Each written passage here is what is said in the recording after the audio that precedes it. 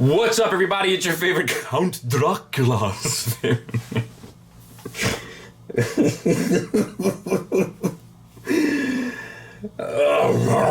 Okay, favorite nerd, and today we are looking at Mastermind Creations Reformatted Stray. I think it's their Drift, which is the third take of the mold, I believe, but it's the second one we're reviewing, so we're gonna go from robot to alt mode, and then we gotta look at the other one sometime soon, and we'll do it in 5 minutes or less per usual. The new usual, like we always do. I love when people say like we always do and they've done it like once. Out of here. But that's me today, so looks like I gotta take that charge. He does have some accessories. Let's go ahead and get looking at it. He comes with this soft good. It is nice. It's a nice felt, and it has this wiring in it to help pose it. It has the hole for his head, so to speak, and then this other hole there for the sword to... Oh, you didn't see that, but take my word for it, or I'll show you again. It's right there for the sword to go through in his back. And then we have... I kind of wish that this was stitched throughout, but I guess it gives it more of a worn and tattered feel. It's not. I guess it wouldn't make sense for it to be stitched, but I think somehow it would end up looking better. It does have a tendency to get held up on all his pointy bits, like this, that, this, and that, and all of this. But it also looks pretty good, as you saw in the opening footage. But in addition to that, he comes with a scarf that he probably wears while working part-time at a cafe in Federal Hill, or Towson maybe, which is a place where you can find young gentlemen working in the cafe with their master's degrees while they are serving me a hot cup, as it were, and it's 90 degrees outside. But he comes with one, has one wire kind of bit going through. Nothing wrong with the honest day's work, by the way. It doesn't matter where you're working. I'm just having a go. And then all of this stuff, actually this looks... Yeah, so double fabric as well, so it's stitched around the metal wiring and it's just one piece wrapped around itself. Of course, you're probably not familiar with the works of Friedrich Nietzsche. One large cappuccino coming right up. He comes with two little swords. They're actually quite nice. You have like a chrome finish here. It's a little bit dirty, which I kind of dig. Not sure why, I'm not sure it's intended.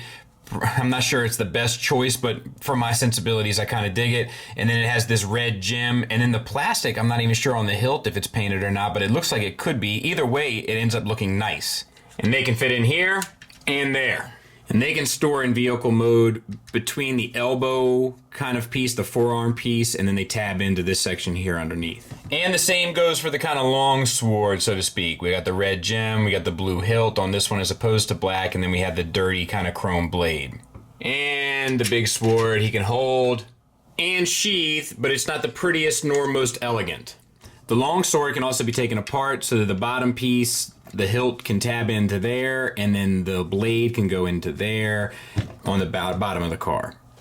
So let's get into them. Before we do, I want to say that this is on loan to me. I actually had this guy pre-ordered, but he hasn't come in at my retailer of choice for this particular piece. But I want to say that this is on loan to me from Extra Zero, from the show Breaking the Mold. It's a podcast, a good group of guys, a little too good to me. More on that possibly later. And he let me borrow it. They have a show on iTunes, and it's on Podbean, YouTube, etc. Part of the Realm of Collectors. Check them out. So, the head. We got gray paint on the face. We have blue paint on the eyes. We have gold accents on the crest here, and then red accents on the side, and then an additional tan paint app on the top crest. Head itself is on a ball peg. You get down to there, up to there, side to side, a little bit of kind of attitude and such, so no issues whatsoever.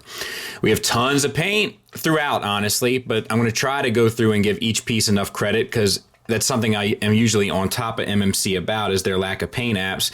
So we have turquoise metallic paint here, we have tan paint, we have gold and blue paint, and then blue paint down at the bottom as well, gray paint on the back.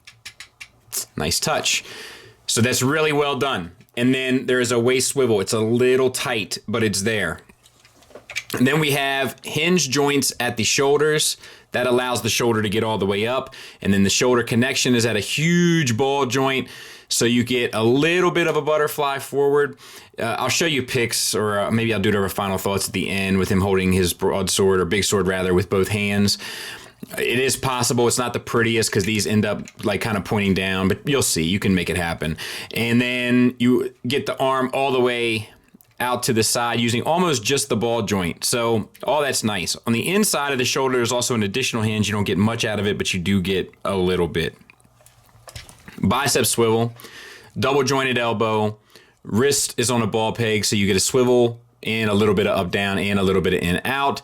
The fingers are on a base pen knuckle. They do have the typewriter swag to them, but the index finger is individually articulated. Paint applications wise, we have the tan paint here. We have the gray paint, red paint, blue paint, gold paint, more tan paint, red paint, gray paint, blue paint. So no complaints out of me. When you put this much paint on something, you're not going to hear me complain about it. Even if it doesn't have a finish, I'm fine with the accents, especially for a chug type figure. Same for the other side. For these pieces here, they are on a hinged ball peg as well, so you can kind of manipulate them a bit to get them out of the way for posing. I've posed this guy a good bit. I haven't had any trouble getting him into a pose, at least in regard to these. It hasn't been these that have stopped me. Do you know what I mean? Hip skirts, they rotate up. On the pelvis itself, you have gold paint and the beige paint. And then you have universal joints underneath. It's tension both ways, just friction joints. You get all the way up to there, all the way out to the side. So no issues there. We have gray on the hip joint. Good to go. Thigh swivel. We have a double jointed knee. We have this piece, which is on an individual hinge to cover down on the joint. So that's nicely done. Gold paint, beige paint, gray paint there. And then we have gray paint on the thigh. And this blue plastic that they chose here is really nice. It looks really sharp. Has like a, like a Bondi kind of feel to it. It's not exactly that, but it's in the ballpark. Lower legs, we have beige here, gray here, blue here, beige there. So that all works. Then we have the ankles. You can rotate them up. This piece will get slightly out of the way, so you can get a pretty good ankle tilt up and ankle tilt back. And then the whole ankle is on a ball peg, which gets you the rocker, which is actually, it's well cut. Like it's a large cut and a big ball joint and then a small peg. So that allows you to get a pretty good range out of it. So that's nice. That'll cover down on it. And then the toe is on a ball peg, which gets you a hinge and an additional rocker. So it's really well executed. I don't remember, it's been a while since I've looked at the other mold. But it works really well. The back isn't the prettiest, but it's not the ugliest either. This piece is like the only thing that kind of seems a little unfinished, but I don't think it's bothersome whatsoever, and it's definitely a more subjective, kind of opinionated thing in regard to that. But yeah, pretty well done. Size comparison-wise, there he is with MMC's Rodimus, and they look good together. He really kind of puts him to shame just in terms of the accents and stuff. That's how far accents can kind of take a piece. He pops a lot more than Rodimus because there's just a lot more interesting kind of stuff going on with him in terms of deco. So, cheers. Let's transform. Head 180 degrees, waist 180 degrees, open the side flaps, pull the chest out, rotate the side flaps in, flip the head inside, close the chest up, flip this piece back. Rotate the heel down, the foot up, and the toe forward. Same again. Heel down, foot up, toe forward. Bend the legs at 90 degrees. Make sure your canopy is up. Rotate the scabbards in and connect them. And then you can put the canopy into position. Rotate the wheels out. And then the arms up. Make sure that you have them so that this bit is at the bottom and the back of the hand is at the back. Once again, arms up. This bit's at the bottom, back of the hand is at the back.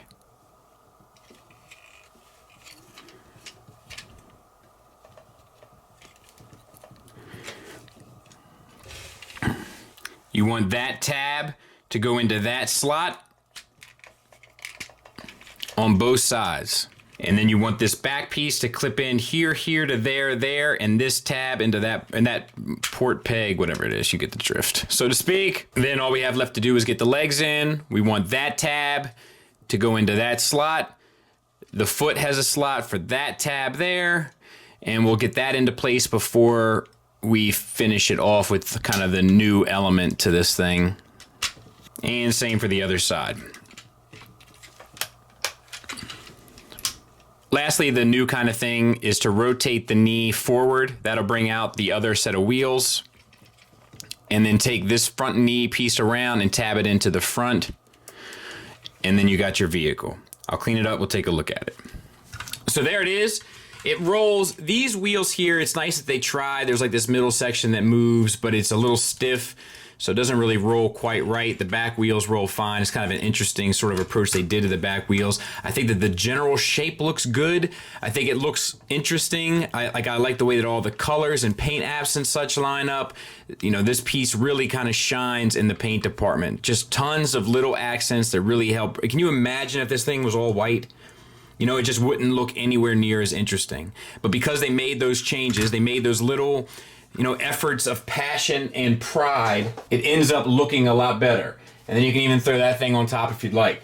Size comparison wise, there he is with Tiger Tracks. I finally got him back, so he's back in service. It's a big car. Or a big vehicle. Let's talk about the negatives. They're brief. One of them is that there are some tolerance issues here and there that could be an individual results will vary kind of thing. I noticed it in the wheels, on the knees that end up making the front wheels of the vehicle. I also noticed it in the waist swivel. It just doesn't quite move the way you would appreciate or want it to. Storing the weapons in vehicle mode does seem like it will, after time, take a toll on the chrome finish on the blades. And it sure would be nice to get back to some of those ratchety choices in hardware for some of the joints, especially in the knees and hips. I also would have liked if the mechanics of the arm worked a little bit more independently from like the bulbous structure of the shoulder. That would allow you to use that ball peg a little bit more freely as opposed to having to account for all of the bulk that makes up the shoulders.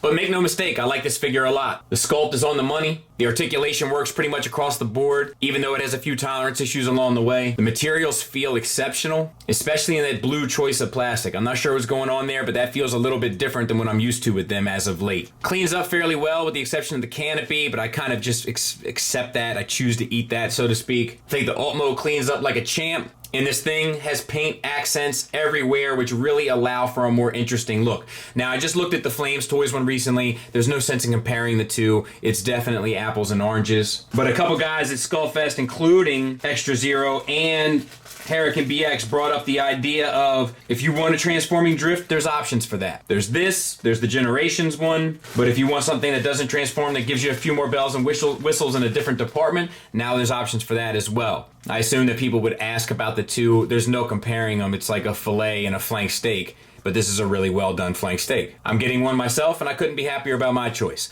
Thanks for listening. Thanks for watching. Until next time, take care.